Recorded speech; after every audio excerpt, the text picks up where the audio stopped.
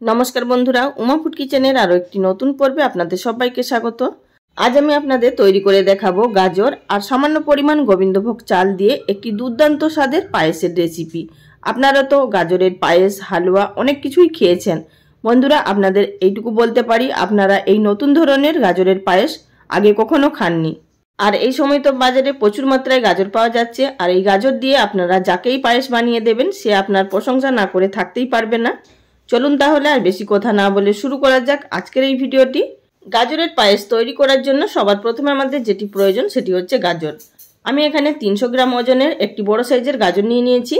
আর গাজরটা আপনারা অবশ্যই একটু লাল দেখে নেবেন। এই লাল গাজরগুলো কিন্তু খেতে খুব মিষ্টি হয় এবং খুবই টেস্ট হয়। অন্য যে অরেঞ্জ কালারের গাজর হয় তার তুলনায় কিন্তু এই গাজরের টেস্ট অনেক বেশি ভালো হয়। তো বন্ধুরা আমি এই গাজরটিকে ভালোভাবে পরিষ্কার করে ধুয়ে নিয়েছি এবং খোসা ছাড়িয়ে নিয়েছি। এবার একটি গ্রেটারের সাহায্যে এটিকে গ্রেট করে নেব। তবে গ্রেটারের যে মোটা অংশ আছে সেটি দিয়ে গ্রেট করে নিতে হবে। দেখতেই পাচ্ছেন এখানে ঠিক এইভাবেই গ্রেট করে নিলাম। আপনারাও ঠিক মোটা অংশ দিয়ে এইভাবে একটু লম্বা লম্বা করে গ্রেট করে নেবেন, তাহলেই কিন্তু পায়েসটা খুব ভালো হবে। এবার আপনাদের দেখিয়ে দিচ্ছি আমি এখানে এই চামচেরই 2 চামচ পরিমাণ গোবিন্দভোগ চাল নিয়েছি। আর চালটিকে আমি 3 থেকে 4 ঘন্টা মতো জলে ভিজিয়ে রেখেছিলাম। এবার এই চালটিকে আমরা একটি পেস্ট তৈরি করে নেব।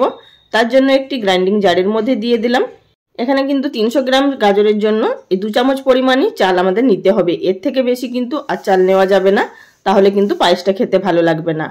আর এই চালটাকে পেস্ট করার সময় অবশ্যই একটু দানা ভাব রেখে আমাদের পেস্ট করতে হবে। আশা করি আপনারা দেখে বুঝতে পারছেন। এবার চলে যাব সরাসরি তৈরি করার পদ্ধতিতে। গ্যাস ওভেনের উপরে একটি কড়াই বসিয়ে দিয়ে দিলাম এর মধ্যে 1 টেবিল চামচ পরিমাণ ঘি। অবশ্যই এখানে গাজরটা ঘি দিয়ে ভাজতে হবে, তাহলেই কিন্তু দুর্দান্ত ফ্লেভার এবং টেস্ট আসবে। যারা ঘি অপছন্দ করেন তারা সামান্য পরিমাণ তেল দিয়ে ভাজতে পারেন। ঘি মেল্ট হয়ে যাওয়ার পর দিয়ে দিলাম আগে থাকতে গ্রেট করে রাখা গাজর। গাজরটা দিয়ে গ্যাসের ফ্লেম মিডিয়ামে থাকা অবস্থায় এটিকে আমাদের ভেজে নিতে হবে যতক্ষণ না গাজরের কালারটা চেঞ্জ হচ্ছে। আপনারা এখানে দেখেই বুঝতে পারবেন যে গাজরের কালারটা ঠিক ভাজা হয়ে যাওয়ার পর কিভাবে চেঞ্জ হয়ে যাচ্ছে। বন্ধুরা দেখুন এখানে গাজরটা ভাজা হয়ে গেছে আর গাজরের কালারটাও কিন্তু সম্পূর্ণ চেঞ্জ হয়ে গেছে। ঠিক এইভাবেই আমাদেরকে নাড়াচাড়া করে ভেজে নিতে হবে। এই পর্যায়ে আমি এর মধ্যে অ্যাড করে দিচ্ছি 750 গ্রাম দুধ। এখানে আমি 300 গ্রাম গাজরের জন্য নিয়েছি 750 গ্রাম দুধ। আপনারা যদি গাজরের পরিমাণ বেশি নেন তাহলে কিন্তু দুধের পরিমাণও বেশি নিতে হবে। এবার দুধটা দিয়ে ভালোভাবে নাড়াচাড়া করে মিশিয়ে নেব এবং হাই ফ্লেমে একবার অপেক্ষা করব ফুটে আসা অবধি। এরই মাঝখানে দিয়ে দিচ্ছি সামান্য পরিমাণ নুন। পায়েসের মধ্যে যদি সামান্য 1 চিমটি পরিমাণ নুন দেওয়া হয় তাহলে কিন্তু পায়েসের টেস্ট বেড়ে যায়। এবার একটু নাড়াচাড়া করে মিশিয়ে নেব।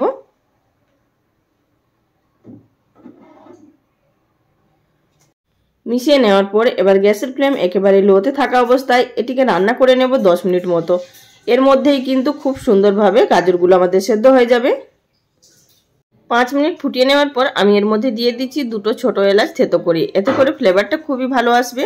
আবারও একটু নাড়াচাড়া করে নিলাম। এখানে আমি আরও 5 মিনিট ফুটিয়ে নেব।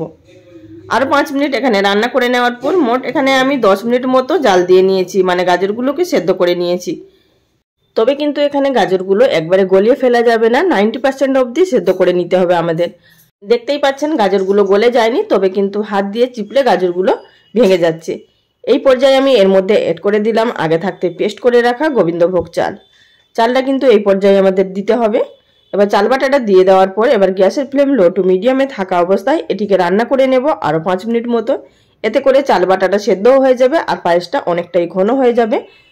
মিনিট 5 ফুটিয়ে নেওয়ার পর এবার আমি এর মধ্যে দিয়ে দিলাম 1 মুঠো পরিমাণ কাজু কিশমিশ আর দিয়ে দিচ্ছি এর মধ্যে স্বাদ মতো চিনি। এখানে আমি হাফ কাপ চিনি ব্যবহার করলাম। আপনারা এখানে নিজেদের টেস্ট অনুযায়ী চিনিটা ব্যবহার করবেন। আর চিনিটা একটু কম দিলাম যেহেতু আমি এখন কনডেন্স মিল্ক ব্যবহার করব। আর আপনারা যদি গুঁড়ো দুধও ব্যবহার করেন তবে কিন্তু চিনির পরিমাণটা কমিয়ে দেবেন, তা না হলে কিন্তু মিষ্টি বেশি হয়ে যাবে। গাজরও কিন্তু এমনিতেই খুবই মিষ্টি হয়। এবার পায়েসটা যখনই ঘন হয়ে এসছে এই পর্যায়ে আমি এর মধ্যে অ্যাড করে দিচ্ছি 1/4 কাপ পরিমাণ কনডেন্স মিল্ক। মিল্কমেড বা কনডেন্স মিল্ক বা গুঁড়ো দুধ এই সমস্তগুলো ব্যবহার করলে পায়েসের টেস্ট কিন্তু আরও দ্বিগুণ বেড়ে যায়। সুতরাং আপনারা চেষ্টা করবেন যে কোনো একটা ব্যবহার করার, এতে করে পায়েসের টেস্ট খুবই ভালো আসবে।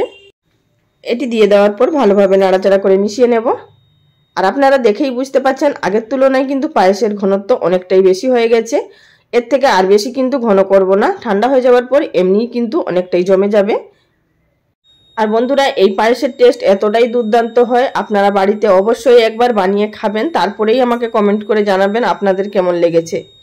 আর আপনাদের এখানে পায়েসের ঘনত্বটাও দেখিয়ে দিচ্ছি, ঠিক এইভাবেই কিন্তু নামিয়ে নিতে হবে আমাদেরকে। এবার গ্যাসের ফ্লেম বন্ধ করে দিয়ে 10 মিনিট মতো স্ট্যান্ডিং টাইমে রেখে তারপর আমি এখানে একটি পাত্রের মধ্যে সার্ভ করে নেব। দেখুন বন্ধুরা, সার্ভ করার সময় আপনারা দেখেই বুঝতে পারছেন ঠান্ডা হয়ে যাওয়ার পর কতটা ঘন হয়ে গেছে। ঠিক এইভাবেই আমাদেরকে কিন্তু নামিয়ে নিতে হবে। তাহলে বন্ধুরা, আমার আজকের এই ভিডিওটি যদি আপনাদের ভালো লেগে থাকে অবশ্যই লাইক কমেন্ট করে জানাবেন। আর যদি চ্যানেলে কেউ নতুন দর্শক বন্ধু হয়ে থাকেন, ভিডিওটি যদি আপনাদের দেখে ভালো লেগে থাকে চ্যানেলটি সাবস্ক্রাইব করে নেওয়ার অনুরোধ রইল। আর যারা এতদিন ধরে আমার পাশে আছেন তাদেরকে অসংখ্য ধন্যবাদ। আজ এই পর্যন্ত, সবাই ভালো থাকবেন। নমস্কার।